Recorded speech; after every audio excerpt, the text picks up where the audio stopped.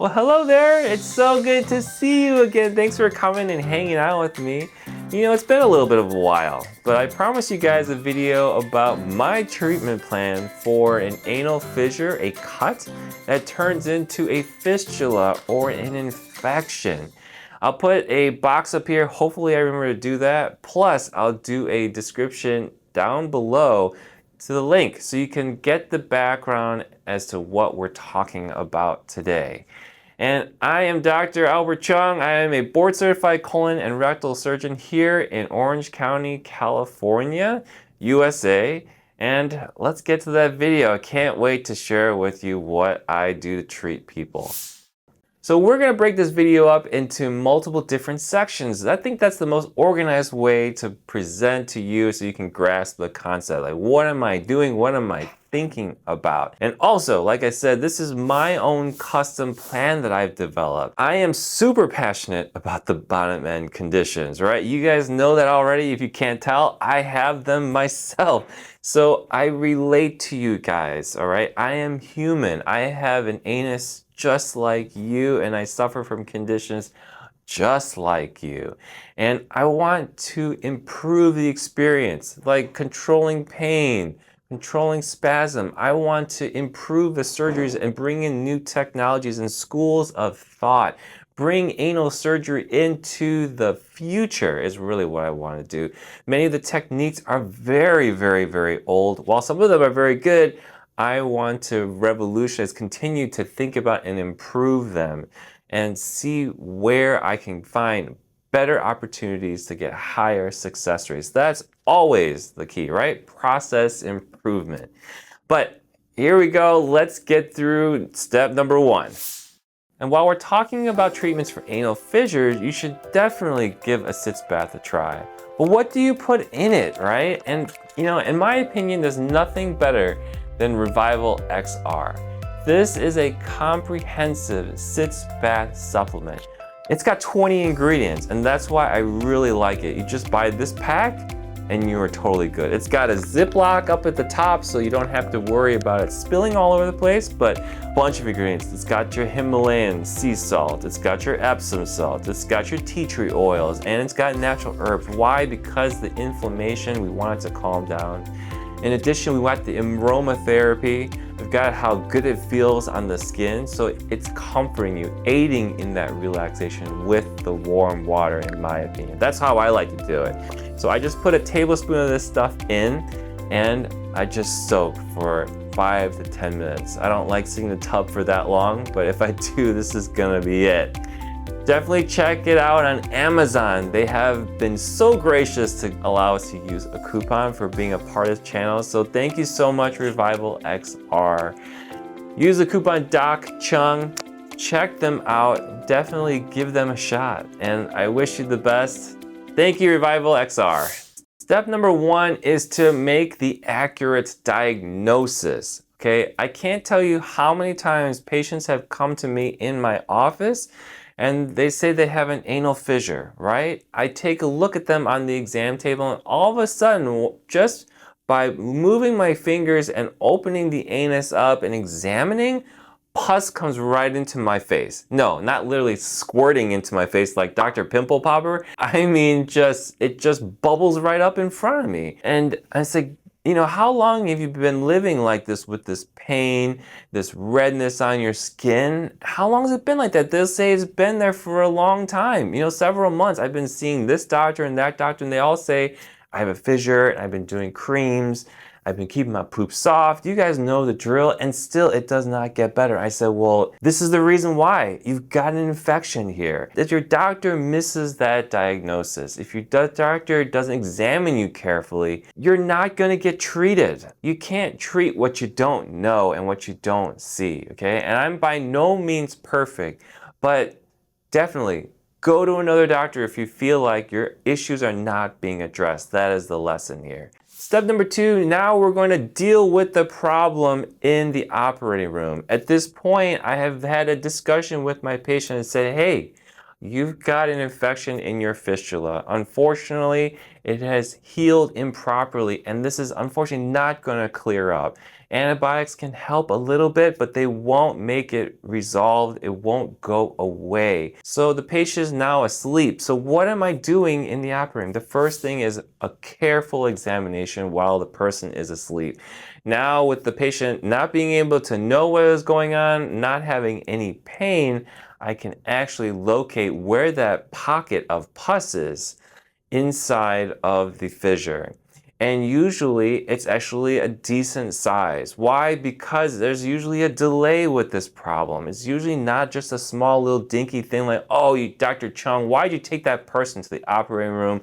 What a waste of money and time and discomfort, and I'm missing work.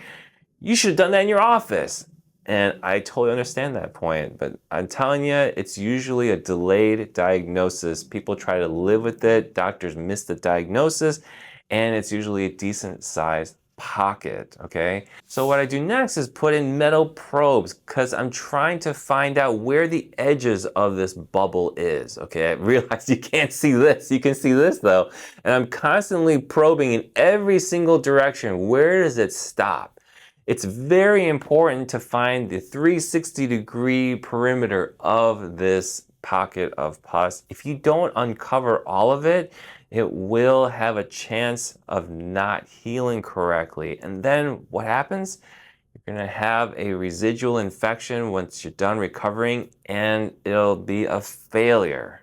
Now in step number 3, once I figure out where this infection is all located, the best treatment in my opinion is what's called unroofing the abscess. And that's literally what I do is I remove any skin, any hemorrhoids that is covering this abscess, this pocket of pus, right? This pocket of pus is living underneath the skin in here.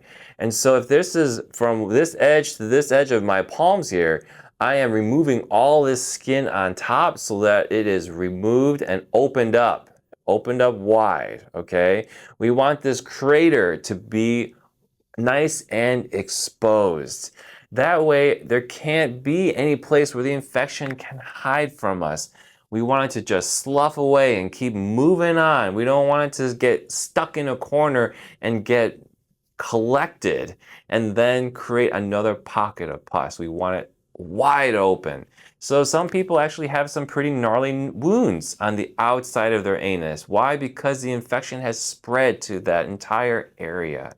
But I tell my patients not to worry. Homer, don't you worry. Because we will take care of all that after surgery with wound care. And the skin and the anus lining will cover all those areas with proper wound care. We'll get to that. Step number 4 is very, very crucial in my opinion. It is the injection of Botox, okay? Yes, clearing out the infection is number 1 important, but Botox, in my opinion, is number 2. Now, this Botox procedure is unlike any surgeon on earth. How do I know? It's because I came up with it myself, okay?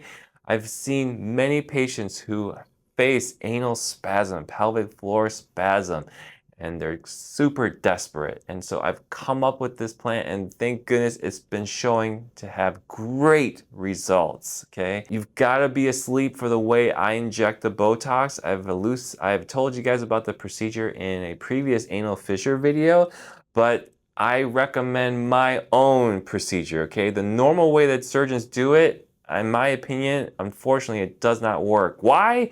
Because I've re-injected many patients with that normal type of Botox procedure. Yes, I'm biased. It's my own. Sure, I'm gonna promote myself. In real results, in real life, this is my experience. So what I do with the Botox is I inject it into the anus, I inject it into the pelvic floor, and then what happens is the muscles are now able to relax. Why is that important? Because the anal fissure, in order for it to be a non-healing problem, right? When a fissure keeps popping open over and over again, or it just stays open and doesn't heal, it's because the muscles are way too tight, right? All my videos on anal spasm, check them out. This is all feeding into each other. So in order for this wound and everything I've done at this surgery to heal completely, we need to shut down those muscles. Shut it down! Shut Otherwise, the patient may have another fissure at the end of this recovery. And now you're back to square one when we really want to resolve everything. So I use the Botox in conjunction with all my other ideas here to close the wounds, to get rid of the fissure, okay? Very, very important. The next step is also very, very crucial. I can't decide which one is more important here, but the wound care after the surgery is extremely important. This is another pitfall where wounds can heal inappropriately, and then guess what happens? The fistula or the infection comes right back. And that's super disappointing. Why? Not just because you have an infection, but because most doctors don't see you until at least 3 to 4 weeks after surgery is done. If the wound has healed incorrectly at that point, unfortunately, usually you cannot correct that in the doctor's office. You need to have another surgery. And in my opinion, my experience, you may share this idea as well too. The biggest failure is when you have to go back to the operating room, and we want to avoid that as much as possible. So what do? I am seeing my patients at least 2 to 3 times a week, just depends on the patient. And then with time, with wound care, the patient learns, and then we can make sure the wound is doing well, and then we can space things out further. And what I want is pretty much 100% success. Why? Because if we're watching extremely closely, we can avoid the wound healing improperly. It can heal the right way, and then we don't have to go back to surgery.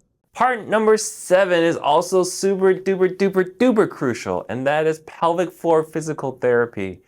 You need to teach your anus how to act appropriately.